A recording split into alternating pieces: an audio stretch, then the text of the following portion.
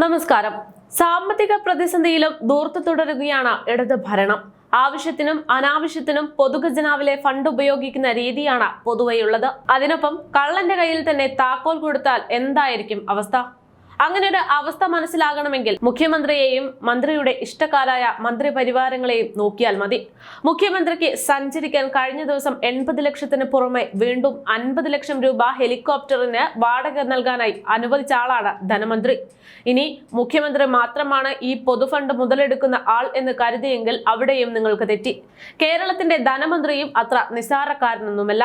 സാമ്പത്തിക പ്രതിസന്ധിയുടെ പശ്ചാത്തലത്തിൽ പുതിയ വാഹനങ്ങൾ വാങ്ങുന്നതിന് കർശന നിയന്ത്രണം ഏർപ്പെടുത്തിയ ധനമന്ത്രി അദ്ദേഹത്തിന്റെ ഓഫീസിൽ ഉപയോഗിക്കാനായി 7 സർക്കാർ വാഹനങ്ങളാണ് അനുവദിച്ചിരിക്കുന്നത്.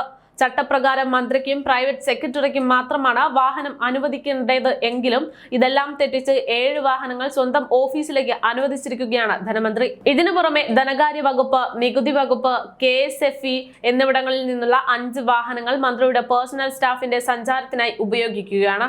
110.49 കോടി രൂപയാണ് ഈ സാമ്പത്തിക വർഷം സർക്കാർ വാഹനങ്ങളുടെ ഇന്ധന ചെലവിനായി നീക്കിവച്ചിരിക്കുന്നത്. മറ്റ് മന്ത്രിമാർക്കെല്ലാം ഔദ്യോഗിക വാഹനം ഒരെണ്ണം മാത്രം അനുവദിക്കുമ്പോഴാണ് പ്രത്യേക പരിഗണനയുടെ അടിസ്ഥാനത്തിൽ പൊതുമരാമത്ത് മന്ത്രി മുഹമ്മദ് റിയാസിന് പ്രത്യേകമായി 2 ഔദ്യോഗിക വാഹനങ്ങൾ അനുവദിച്ചത്. ഒന്ന് തിരുവനന്തപുരത്തും മറ്റൊന്ന് കോഴിക്കോടും. മുഖ്യമന്ത്രിക്ക് ഈ വകയിൽ ഡൽഹി, കണ്ണൂർ, തിരുവനന്തപുരം എന്നിവിടങ്ങളിലായി 3 ഔദ്യോഗിക വാഹനങ്ങൾ അനുവദിച്ചിരിക്കുന്നു.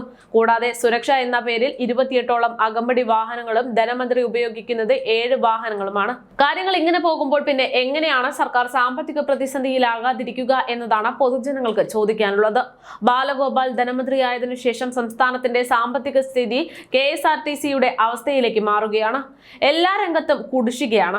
7 സർക്കാർ വാഹനങ്ങൾ സ്വന്തം ഓഫീസ് ആവശ്യത്തിന് ഉപയോഗിക്കുന്ന ബാലഗോപാലാണ് ചെലവ് ചുരുക്കൽ നിർദ്ദേശങ്ങൾ ബജറ്റിൽ അവതരിപ്പിക്കാൻ ഒരുങ്ങുന്നതെന്നതാണ് ഇവിടെ വിരോധാഭാസം. സർക്കാർ വാഹനങ്ങൾ വീട്ടാവശ്യത്തിന് ഉപയോഗിക്കരുതെന്ന ചട്ടമുണ്ടായിട്ട് പോലും അതെല്ലാം തെറ്റിച്ചാണ് മുഖ്യമന്ത്രിയും മന്ത്രിപരിവാരങ്ങളും വാഹനങ്ങൾ ഉപയോഗിക്കുന്നത്. കോടിക്കണക്കിന് രൂപ മാസവരുമാനമുള്ള കമ്പനി ഉണ്ടായിട്ട് പോലും സർക്കാർ വാഹനത്തെ ആശ്രയിക്കുകയാണ് മുഖ്യമന്ത്രിയുടെ മകളായ വീണ വിജയൻ. ഇതിനിടയിലെല്ലാം വരിഞ്ഞു മുറുകുന്നത് സാധാരണക്കാരായ പൊതുജനങ്ങളാണ്. ഇപ്പോൾ കേരളത്തിന്റെ സാമ്പത്തിക സ്ഥിതി കൈവിട്ട അവസ്ഥയിലേക്ക് പോകുന്നെന്ന് ധനമന്ത്രി ഉൾപ്പെടെ പറയുന്നു.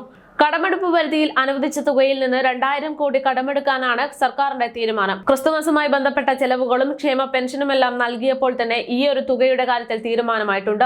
ഇതുകൂടാതെ 3140 കോടി രൂപ അധികമായി കടമെടുക്കാൻ അനുവദിക്കണമെന്ന് കേന്ദ്രത്തോട് സംസ്ഥാനം ആവശ്യപ്പെട്ടു. എന്നാൽ കടമെടുപ്പ് പരിധി വർദ്ധിപ്പിക്കാൻ കേന്ദ്രം അനുവദിച്ചിട്ടില്ല. സംസ്ഥാനത്തിന്റെ മൊത്തം ആഭ്യന്തര വരുമാനത്തിന്റെ 39% ഇപ്പോൾ കടമെടുക്കാൻ അനുവദിച്ചിട്ടുള്ളത്. വലിയ സംസ്ഥാനങ്ങളായ പഞ്ചാബും രാജസ്ഥാനും മാത്രമാണ് വലിയൊരു തുക വായ്പയായി നൽകാനുള്ള അനുവാദമുള്ളത്. പലിശ സഹിതം തിരികെ നൽകേണ്ട സാഹചര്യത്തിൽ കേരളത്തിന് കടം നൽകുമ്പോൾ അത് വലിയ പ്രതിസന്ധി തന്നെയാകും എന്നൊരു ഭയം കൂടെ മുന്നിലുണ്ട്.